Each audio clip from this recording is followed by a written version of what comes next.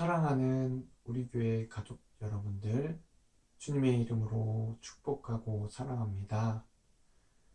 오늘 말씀을 함께 나누려고 합니다. 먼저 기도하시겠습니다. 사랑과 은혜가 충만하신 하나님 아버지 감사드립니다.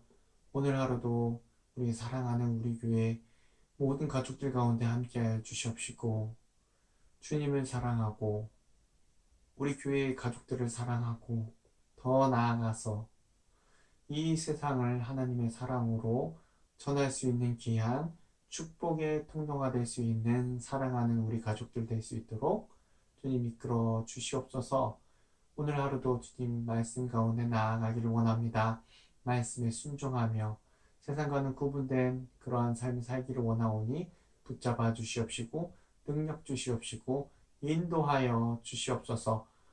어려운 가운데 힘든 가운데 있는 자들 주님께서 아시오니 하나님의 소망을 바라보며 산소망 되신 하나님만을 바라보며 달려나아갈 수 있도록 붙잡아 주시옵소서. 감사드리며 예수님의 이름으로 기도드리옵나이다. 아멘. 오늘 함께 나누실 말씀은요, 예레미야 19장 10절의 말씀입니다. 예레미야 19장 10절의 말씀 제가 읽겠습니다. 너는 함께 가는 자의 목전에서 그 옹기를 깨뜨리고. 하나님께서는요, 계속해서 예레미야를 통해서 하나님의 백성인 이스라엘 백성들에게 경고, 심판에 대해서 말씀해 주고 있다는 사실입니다. 근데 그 근학 이스라엘에 대해서 어떻게 하나님께서 심판하실지에 대해서 점점 더 그 행동들이 우리가 격렬해지는 것을, 심각해지는 것을 볼 수가 있는데요.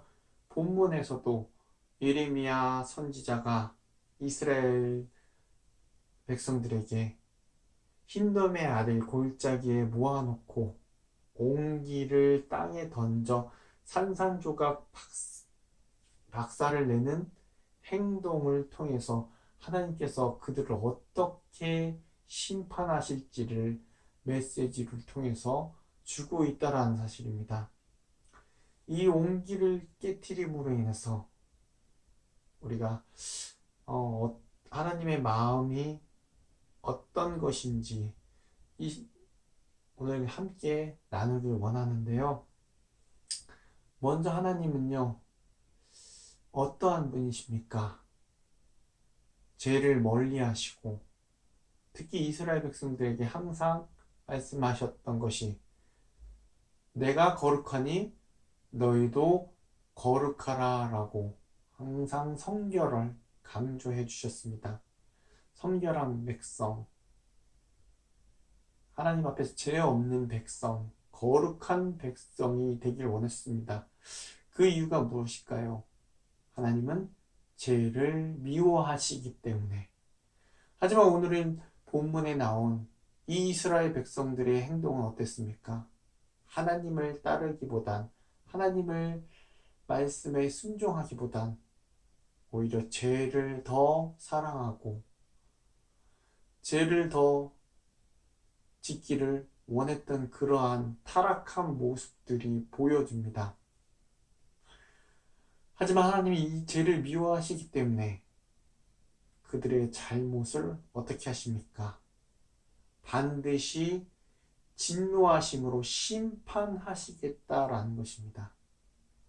하나님께서는요, 죄의 문제를 해결하기를 원치 않는 그 이스라엘 백성들에게 감당할 수 없는 진노로 응답하실 것이라는 것입니다. 왜요? 죄를 미워하시기 때문에. 거룩한 하나님과 죄는 함께 할 수 없기 때문에. 더욱이 하나님께서 선택하신 백성들에 대해서 하나님은 죄를 짓지를 않기를 원하지만 그것을 어겼을 때, 죄를 사랑하고 죄를 지었을 때에 대한 하나님의 심판은 어떠합니까? 준엄한 심판입니다.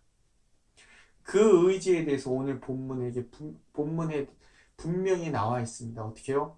이 옹기를 깨트림으로 인해서 오늘 본문은 읽지 않았지만 그 다음 절 11절을 보면 그들에게 이르기를 만군의 여호와께서 이와 같이 말씀하시되 사람이 토기장이의 그릇을 한번 깨뜨리면 다시 완전하게 할 수 없나니 이와 같이 내가 이 백성과 이 성읍을 무너뜨리리니 도벳에 매장할 자리가 없을 만큼 매장하리라. 여기서 도벳은요 쓰레기 소각장 혹은 시체의 화장터로 사용하던 흰돈 골짜기를 가리키고 있다는 사실입니다. 어떻게 해요? 완전히 부서집니다. 어떻게 해요? 예루살렘 그 건재하는 성전 그 예루살렘을 그들이 생각할 때는요 그 당시에 그들이 생각 결코 이 성은 무너지지 않을 거야. 어떠한 적군이 쳐들어온다 한들 우리가 이 예루살렘 뿐만 아니라 성전은 건재할 거라고 생각했던 그들의 생각을 하나님께서 어떻게 해요? 산산이 조각내요.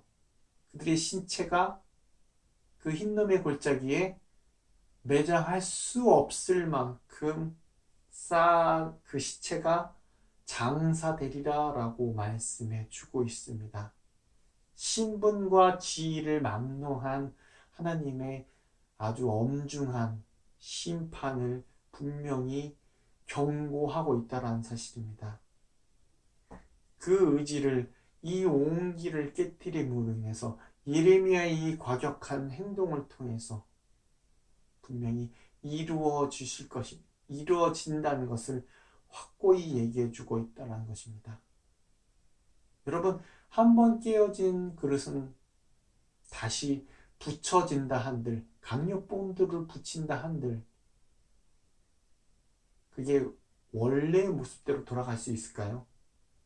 그렇지 못하다는 것입니다. 그러므로 우리가 이 하나님의 마음을 통해서 이 이스라엘 백성들을 향한 그 경고를 통해서 우리가 깨달아야 할 것이 무엇입니까? 하나님께로 돌아오라라는 그러한 신호가 있다라면 우리는 반드시 주의 죄를 미워하고 죄에서 떠나서 주님께로 돌아가야 하는 것이 바로 지혜로운 자, 슬기로운 자의 행동이라는 것입니다. 하나님께서는요 예레미야에게 온기를 박살내어 버릴 것을 명령하신 것을 통해서 우리는 죄에 대해서 강력한 심판 의지와 함께 당신 백성에 대한 하나님의 뜻이 무엇인지를 깨닫기를 원하신다라는 것입니다. 물론 모든 그 심판, 그 어려움이, 그 경고가 우리 삶 가운데 때로는 어려운 것들에 대해서 이것이 하나님께서 주신 심판인가? 라고는 할 수 없습니다. 물론 우리에게 주신 연단도 있을 거고요. 하지만 만약에 우리가 우리의 잘못으로 인해서, 우리의 죄로 인해서 이러한 힘듦과 하나님의 그러한 징계가 있다라면 우리는 반드시 돌아서야 될 것이라는 것입니다. 하지만 이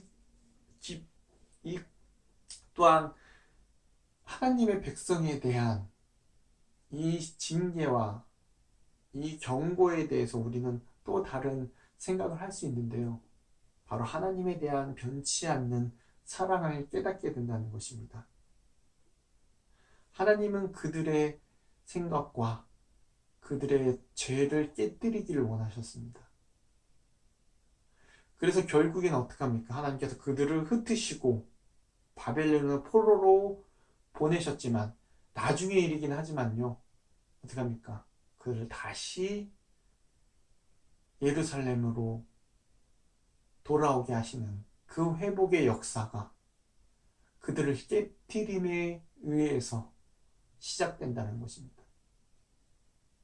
그들이 어떻게 되든 그들이 어떻게 죽든 비록 비참한 결과를 낳았지만 결국에 하나님께서는 그 그들이 회복되어 돌아오기를 바라는 하나님의 깊으신 사랑이 있다는 것입니다.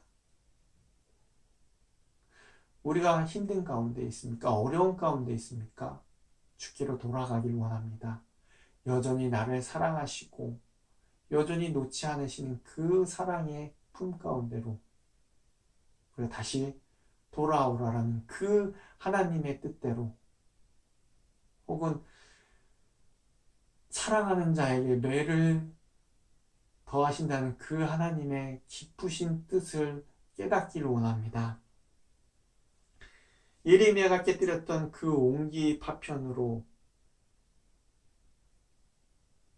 그리고 우리의 삶 가운데 진기론에 깨졌던 그 부분의 종각을 잘 모아 간직하고, 그것이 곧 하나님이 죄를 미워하신다는 사실, 하나님께로 돌아오길 원하신다는 그 뜻을 우리가 항상 기억하면서 죄를 용납하지 않으시고 온전히 하나님과 같이 거룩해지기를 원하시는 그 하나님의 사랑을, 우리가 깨어진, 우리의 죄로 인해 깨어진 모습을 바라보며 그 약속된 그 하나님의 말씀을 바라보며 하나님의 산소망 되시는 그 하나님만을 바라보며 우리를 깨뜨리고 오직 새로운 회복된 주님이 원하시는 모습으로 만져져서 이전 것은 지나가고 새 것이 된 모습으로 다시금 주님 앞에 나아가 엎드려지는 저와 여러분들이 되는 삶이 되기를 이 시간 간절히 기도합니다. 시간 제가 기도하겠습니다. 사랑과 은혜가 충만하신 하나님 아버지, 감사합니다. 깨어진 옹기처럼 주님, 지금 우리의 죄로 인해서 깨어진 모습이 있다면 다시금 회복해 하시는 하나님을 바라보기 원합니다.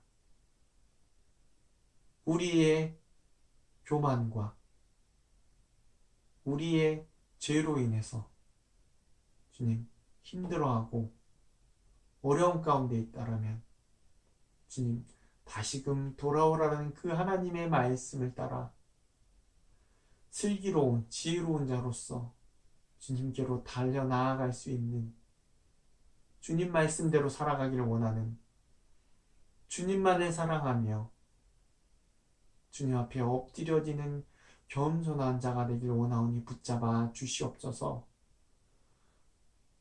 주님이 원하시는 길, 주님이 거룩하오니 우리도 거룩해지기를 원하는 이 세상 속에서 몸부림치며 주께로 더 나아가는 오늘이 될 수 있도록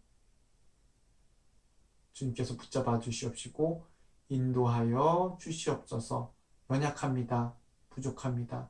그러하니 더욱더 주님만을 의지하는 저희들에게 도와 주시옵소서. 감사드리며 예수님의 이름으로 기도드리옵나이다. 아멘.